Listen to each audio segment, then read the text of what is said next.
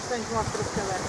Итак, Город-герой. Про Севастополь? да, мы находимся где? Грот Дианы, да? Да. Кроме того, что город Да. Ваши впечатления от поездки, пожалуйста, какие? Я просто дети. Я бы сказал. Вы что?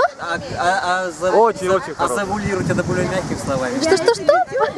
А завулировать это более мягкими словами.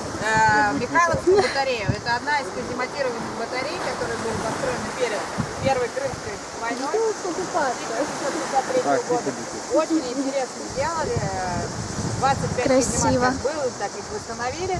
Сделали там музей, можно сказать, полностью истории начинала. Че, да нормально, там с обоих сторон, там везде камни, там вон копы люди садятся и там нет глубины.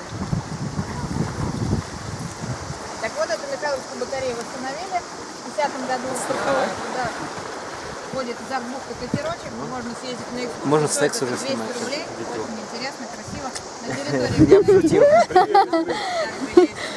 разные орудия, начиная как от царской России, так и боекословной военной артиллерии, поэтому все можно потрогать, посмотреть, отбывать. Вы про 35-ю? Нет, это еще раз на северной стороне. А, про 30-ю? Вот я там не был, на